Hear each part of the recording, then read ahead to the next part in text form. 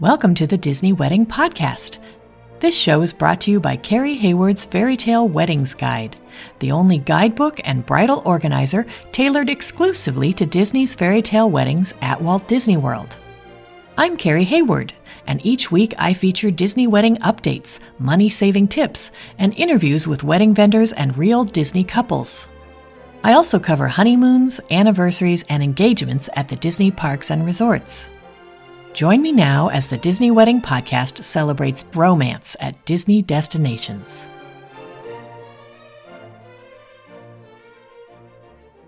Today on the Disney Wedding Podcast, I am speaking with Disney bride Maddie Smilnak about her ceremony at the Wedding Pavilion with a cocktail hour at Italy Isola and a reception at American Adventure Rotunda inside EPCOT.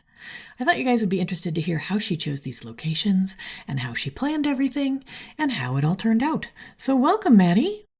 Thank you, Carrie. Thanks so much for being on the show today. I always like to start at the very beginning and find out how you and your fiance decided that you wanted to have your wedding at Disney. Growing up, I went to Disney a decent amount with my family. Taylor never really went a whole lot growing up, but then as we started dating, we started going to Disney together, and it was kind of a fun place where we love to do, the food, the drinks, Disney adult, whatever you may call it. So when we got engaged and we started thinking about what we wanted for our wedding, we sat down and we said, okay, what's our biggest priority? And for us, we just really wanted to have a really fun wedding and just a unique experience. We had been going to a bunch of different weddings. We were on that wedding circuit, as people call it, and a lot of them, it seemed like very similar weddings, but in different locations. And so we said, what is something unique and different that we can do that would wow people? The flip side of it is also my fiance from the very beginning said, we need a wedding planner of some sort because you are far too busy with your job to be able to plan a wedding on your own. So when we started looking at Disney, it was kind of for laughs of, oh, wouldn't this be fun to go get married at Disney? And the more we started looking at it and comparing it to pricing back home, it was really not the Disney markup that you would expect there to be when it comes to a wedding. A lot of stuff was pretty similar in pricing of where we were looking. We knew we needed a place that had easy flights to get into. I had family in Spain flying in, and my husband had family in California that he knew would be flying in. So we wanted somewhere that was easy to get flights to. And the more we thought about it, the fact that you get a Disney planner assigned to you included with the wedding, it just kind of was a no-brainer that we didn't necessarily want a Disney wedding, but a wedding at Disney. Got it. Okay. So how did your friends and family react when they found out where the wedding was going to be? The friends that we have that are big Disney people were so excited. Most of our friends and family, though, had no idea what we were doing and did not understand. The first question was always, are you getting married in front of the castle? And when we explained, no, we're not getting married in front of the castle, but, we're going to have fireworks, we'll be in the park, but, we're having a wedding at Disney for a unique experience, not a Disney wedding. People started to get more and more excited, and people growing up always needed an excuse to wanting to go to the parks, but never were going to make it a vacation on their own. And so having the excuse of going down for our wedding gave them time to go to the parks, whether it was Disney or Universal or somewhere else. That's great. How many guests did you invite and how many were able to make the trip? So we invited around 140 and we ended up, I think, with 98 people. Did you set up a room block for your guests?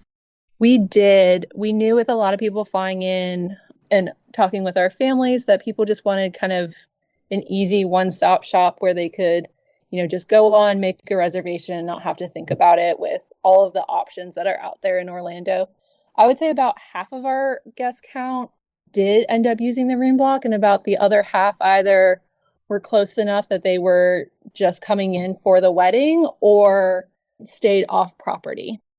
Okay. How did you choose the day of the week and time of day for your event? So the biggest factor was I'm a tax accountant, and so we knew that the wedding had to be after April 15th, but before things got too crazy busy for the fall. And so as we started thinking through and realizing not wanting to be right after tax day, we started looking in May, and with a whole bunch of graduations and birthdays and stuff, we kind of naturally fell on May 31st, right after Memorial Day weekend. So we got married on Saturday, May 31st. Got it. Okay.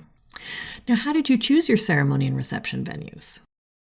So when we went to the open house and we walked into the wedding pavilion and the organ was playing, it nearly brought me to tears, although I'm a crier, so that may not necessarily mean a whole lot, but it really was a beautiful place. We knew we were going to have a religious ceremony of sorts, so having a place that had a non-denominational chapel, so we weren't in a church, but we still could have that church-like feel, was really important. And the space was just absolutely beautiful, that you really did not need to add any decor to it. It was able to stand up on its own. When we went and started looking at the ballrooms, we realized that we'd probably need to bring in a bunch of decor or floral to kind of make it be what we want. And then when we went and looked at American Rotunda, we realized that it was beautiful on its own, just like the wedding pavilion, and we could save money by not having to do a ton of decor or a ton of floral or pipe and drape or, all sorts of different things to make it a unique space. It really stood on its own. Fantastic. Did you use any outside vendors for the portions of your event that you were able to? So we utilized Stacy Otto, did my hair and makeup. She and her team are absolutely phenomenal. It was an interesting headspace the morning of our wedding, but they completely turned around everyone's mood, put everyone in a great frame of reference, and just made it a really happy and enjoyable experience. Stacy's one of those people, when you first email her, you can just tell her personality and her warmth and bubbliness simply by her responses via email, and she's exactly the same person over email as she is in person. So we also utilized route photography. Nate and Gen Z are absolutely the kindest people that you will ever meet when it comes to photography. They truly made our wedding what it was. And even to this day, we still get people talking about how great our photographers were, how great the photos were. And I would not have been able to get through our wedding day without the two of them by our side. That's wonderful. How did you choose your officiant? So our officiant was an interesting story. So I grew up in the Episcopal Church, and so I help out with a youth group on every Sunday night. And before I met Taylor, I was doing it, and still to this day, now 10 years later. So Nick, who was our officiant, was the minister that worked with the youth group. And when Taylor and I started dating, he naturally started coming with me to youth group on Sunday nights and helping out. And so it was a natural choice for us to ask Nick to marry us. But then the icing on the cake was he's also a huge Disney fan as well, and was so excited to be performing a wedding at Disney as kind of like his wedding bucket list, if you could say, having that crossed off. So he was a great addition to our wedding, and we couldn't have asked for a better person to marry us. That's fantastic. What kind of entertainment did you guys have at the ceremony and the reception? At the ceremony, we had the organist play. It's absolutely beautiful and a really unique musical instrument, and really cool being able to pick out what kind of music we wanted. They really can do just about anything you put your mind to. And in some ways that's a little bit of a daunting task of you have almost too many options, but they really did a great job at working with us on picking our music. We also had DJ Russ for our reception. The one thing my sister, who is one of my bridesmaids, was very passionate about was the DJ. We'd go to like family weddings and I'd say, man, the DJ was actually pretty good. And she would go, oh, they were straight trash. So her big contribution to the wedding was wanting to do the research on the DJs. And so I sent her the list that Disney had given us. And I said, give me your top 3. That's what I'm submitting. And she wanted me to look at everything, but I straight just took her top 3 and sent them to Disney. And DJ Russ was her top choice for the wedding, and he was available. And so we still have people talking about how great a DJ was. There were people asking for his business card at the wedding because they lived in Florida and wanted him to DJ in an event they had coming up or something. So he was a really great DJ and kept everyone on the dance floor, including my husband, who is not a dancer by any stretch of the imagination. Do you have any menu items or cake flavors from the pre-reception or the reception that you would recommend? Yes. So at our pre-reception, the one thing that all of our Disney fanatic friends were so excited about was the fact that they could eat a cheeseburger spring roll in Epcot, watching the Epcot fireworks, something unique that unless you go travel to the Magic Kingdom and bring them with you, it's not something you can do. Everyone raved about them, even the non-Disney fans. The shrimp ceviche that they had on the menu was a last minute addition when we had to increase our food items in order to meet minimums, and we both were blown away by the ceviche. We also did deviled eggs that were fantastic. And then for our reception, we started with the Cobb salad from the Brown Derby, which was fantastic. And then we had salmon with a lemon beurre blanc, and then the Le Cellier steak, both of which were fantastic. And everyone was raving that how good they were, how they weren't overcooked, which is always your worry when it comes to a buffet. And then we did the ratatouille, which we had during the food tasting, that we were blown away by. Of course, Disney has this whole movie called Ratatouille that you would hope that they make good ratatouille, but it truly was amazing. And when we were shocked to know that it was a side dish, that was an instant no-brainer to add to the menu. For our cake, we did a dark chocolate cake with a raspberry filling and buttercream, and then we did the lavender with blueberry and lemon. We hadn't actually tried the lavender cake before because we didn't have it as part of our cake tasting, but had heard everyone rave about it on your podcast, that we kind of took a leap of faith of not having that as our non-chocolate cake, and everyone was raving about it. And I really wish that Disney would give the recipe for that lavender cake because I would make it constantly. Now, did you guys add any other events around your day, like a welcome party? Yeah, so we started the week out on Wednesday. I had the girls come down early and I did my bachelorette at that point rather than doing it separately. You know, life kind of got away from us and we had a 2-year engagement, but somehow the wedding creeped up quicker than we were expecting. And so we thought it would be easy to add the bachelorette on the front end. So Wednesday, all the girls flew in, and Wednesday night we did dinner at Narcoossee's, and then we did the firework cruise to see the Magic Kingdom fireworks since we were already seeing the Epcot ones at the wedding. And one of the coolest experiences, I can't recommend it enough.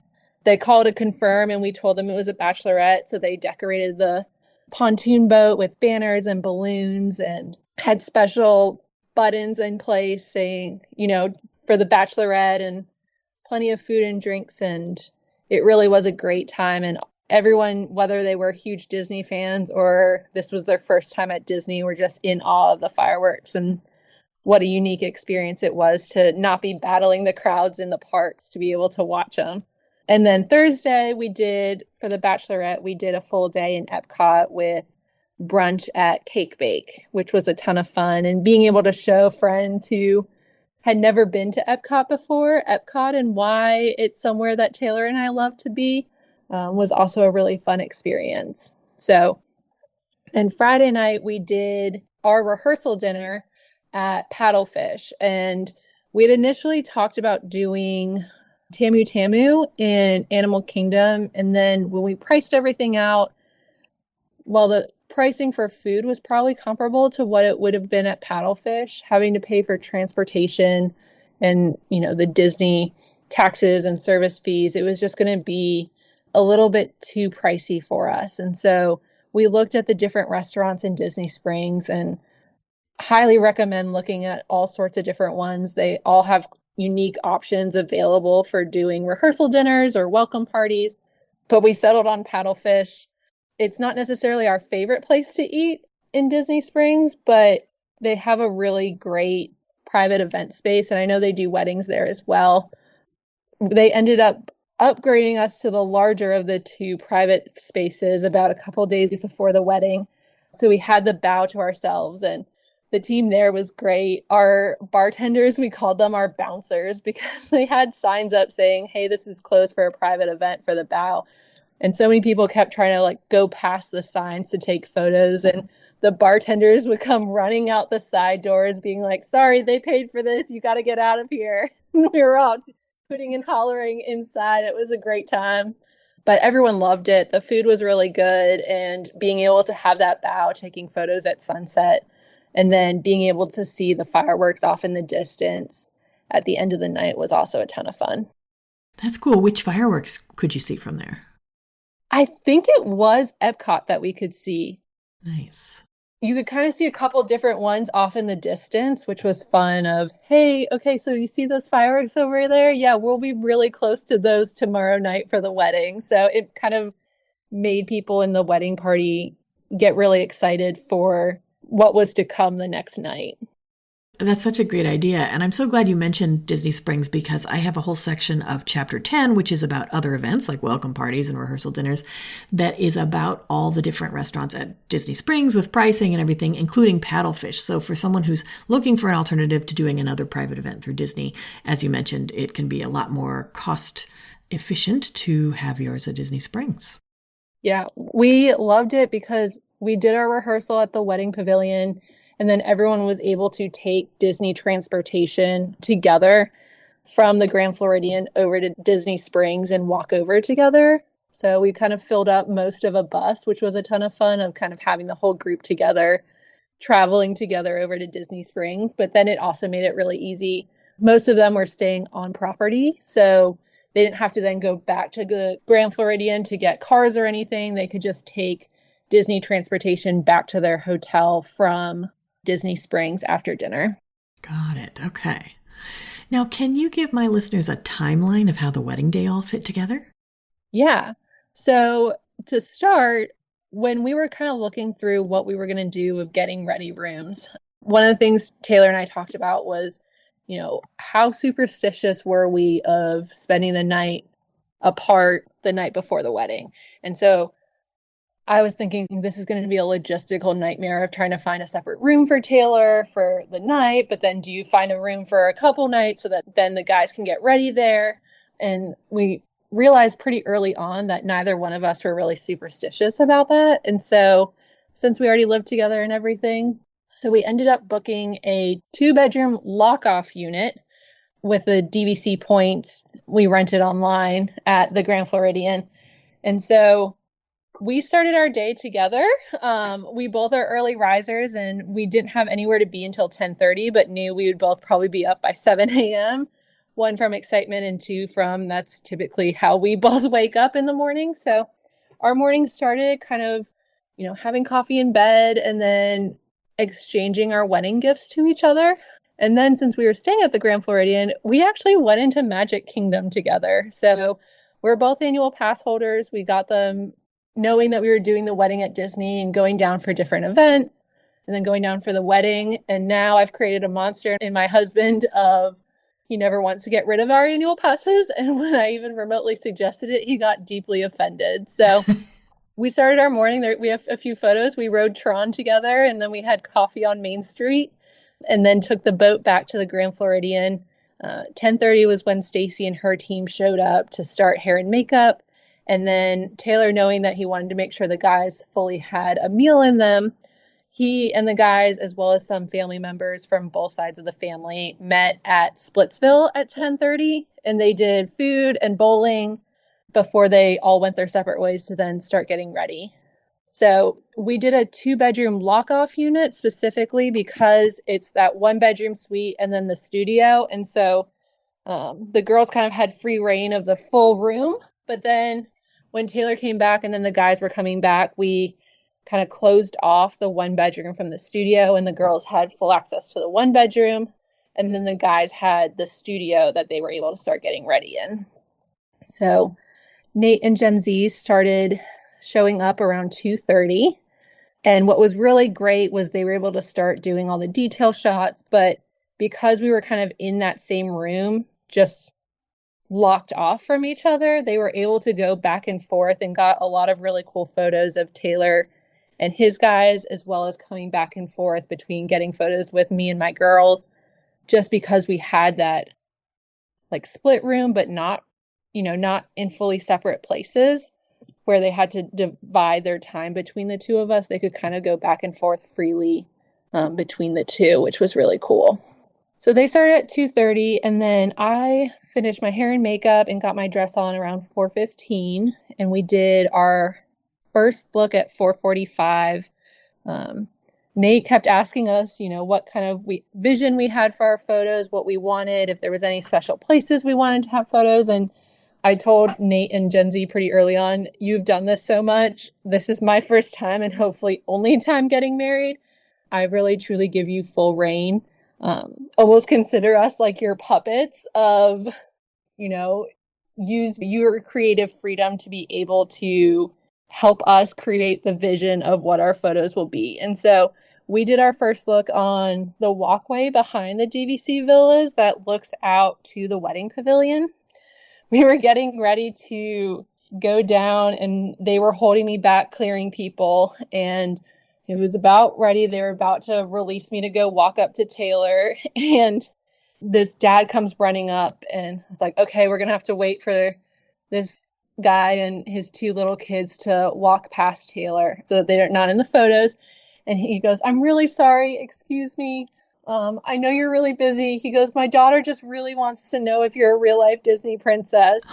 And my maid of honor who was holding my dress, she goes, yes, absolutely. I said, absolute day maid. Who cares about marrying my husband? But it was a really cute moment of them, one, making my day, but two, this little girl's day as well. So we did our first look, and then we did our wedding party photos outside of the Grand Floridian. Gen Z has a really crazy knack for knowing exactly when it's about starting to rain. And so we were taking photos outside, and then she would immediately say, nope, Nate, we got to go. And within like 30 seconds, it would start raining. So she did a great job at corralling all of us together and getting photos. Around 6 o'clock is when we started our family portraits, and we did those upstairs with the chandelier in the background. I was really nervous because less than a month before our wedding was when they started all the construction on the Grand Floridian lobby. I remember emailing Hannah, our planner, and saying, hi, so what's going on? And she goes, let me give you a call.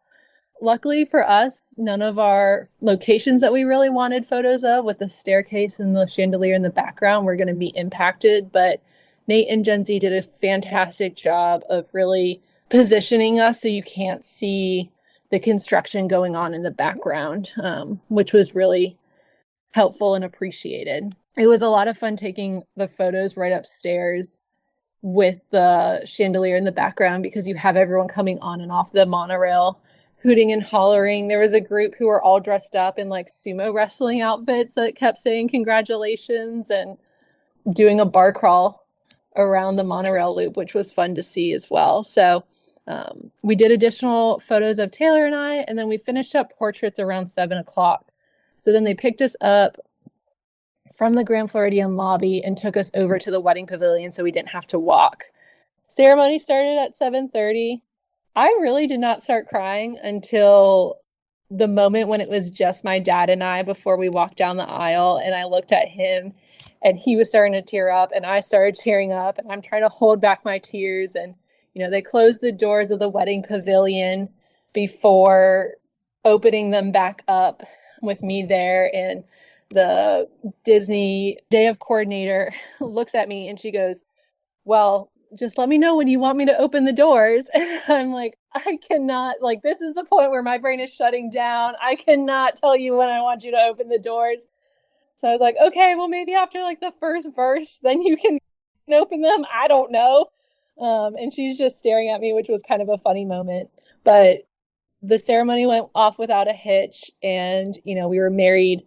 Around 30 minutes was the ceremony. So we then took 2 large group photos, one large group photo of Taylor's side of the family and one large group photo of my side of the family.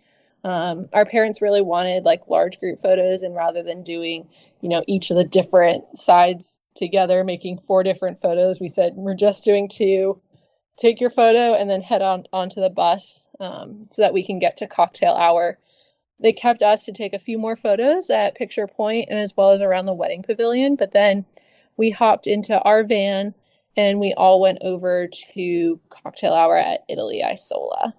Cocktail hour started at 8:30 in Italy Isola. Fireworks were at 9 o'clock, and then that was a really cool experience walking through the parks and everyone cheering and hooting and hollering for you, seeing you in your wedding dress. There were definitely a few dirty looks of people in clearly spots that had been there for a while, staking out spots for the fireworks when we showed up, and they, moved the ropes for us and we walked across the bridges over to Italy Isola. But it was a ton of fun.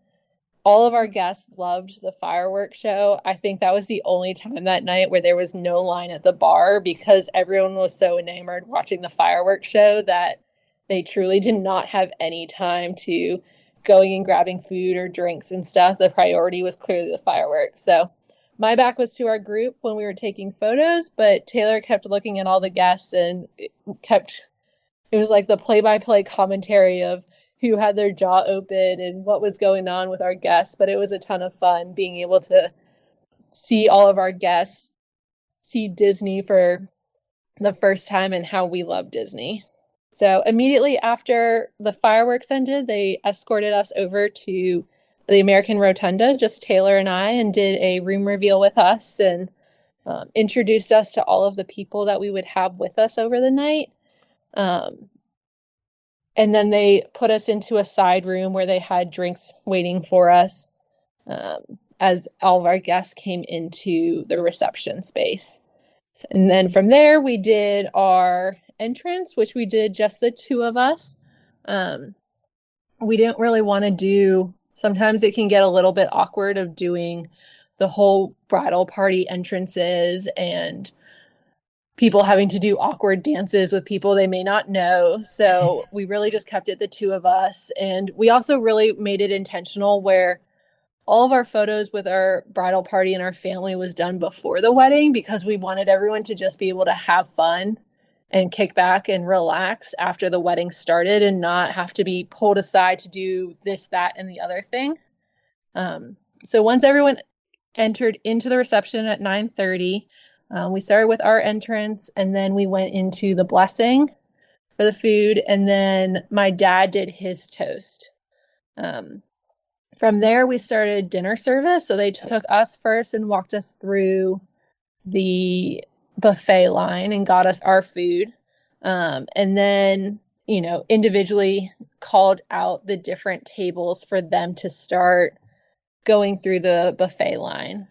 After dinner is when we did the speeches first. So we had my matron of honor and Taylor's best man do speeches. And then we had our dances with our parents. So I believe I went first, and then with my dad, and then Taylor went with his mom. And then the unique way that we opened up the dance floor was we started our first dance.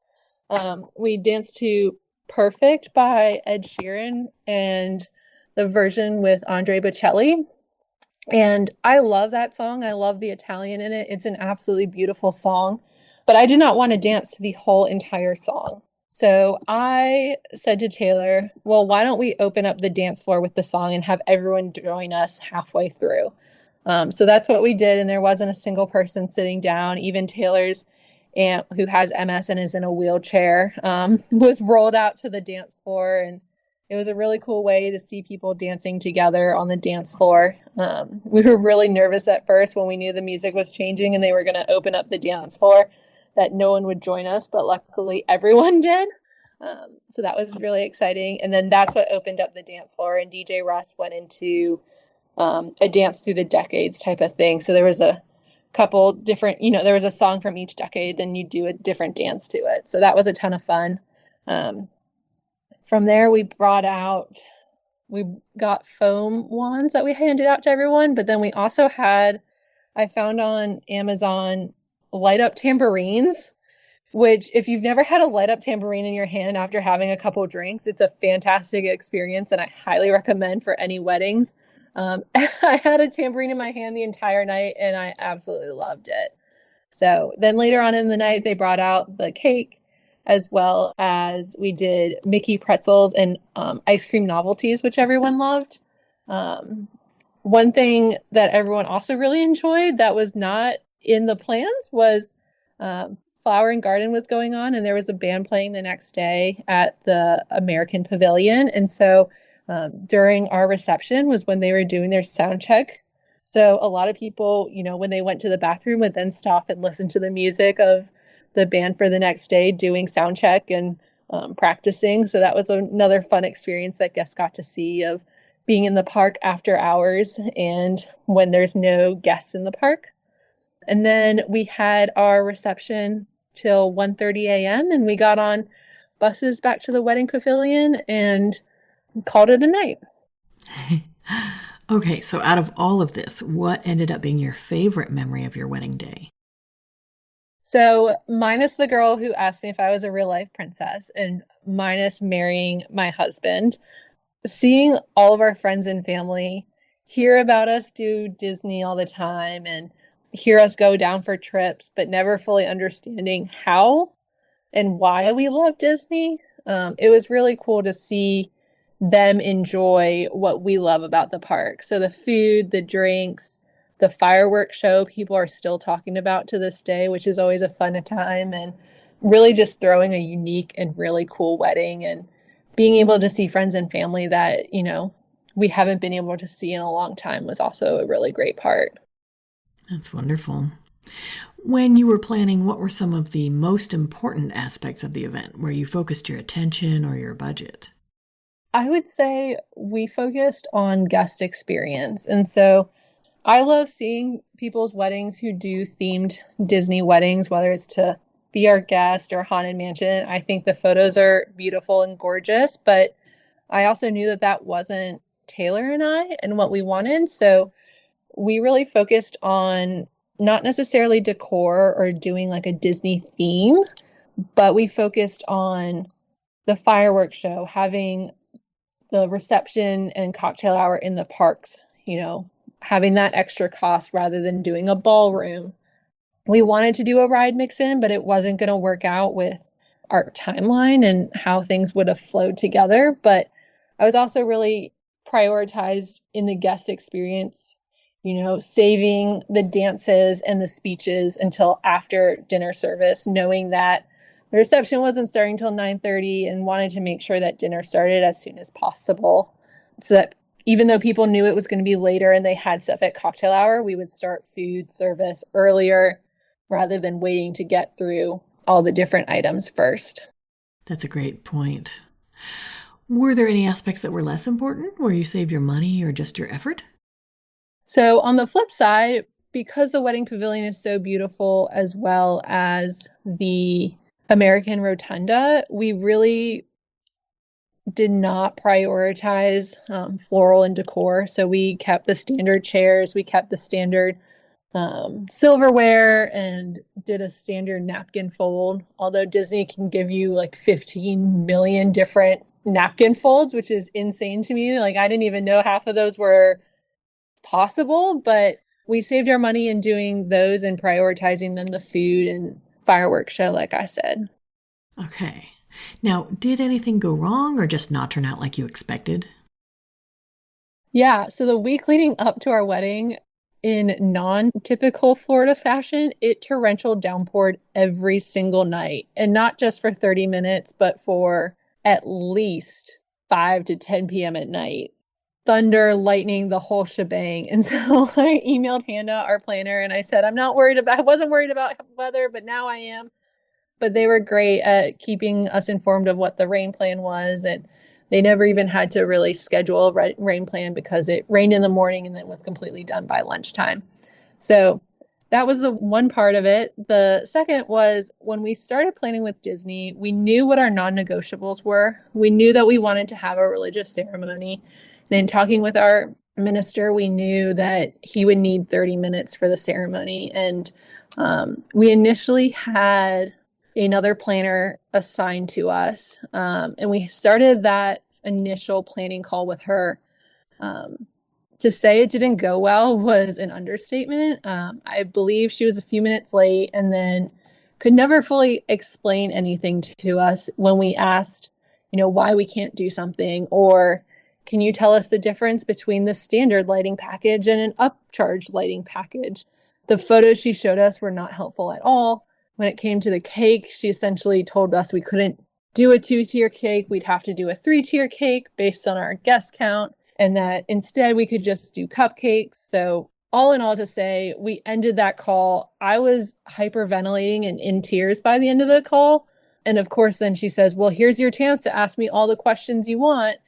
And when you're in that headspace, you can't answer or ask any questions. And so we took the weekend to think about it. And we both were really upset where, we had had such a great experience so far talking with people at Disney, from our initial planning calls to when we went down to the open house and had talked to people about the different items, and no one had ever mentioned that these were going to be issues. She had told us with the wedding itself that Disney normally only does a 15-minute ceremony, and that she wasn't saying we couldn't do a 30-minute ceremony, but she was pretty much trying to say that we really should not.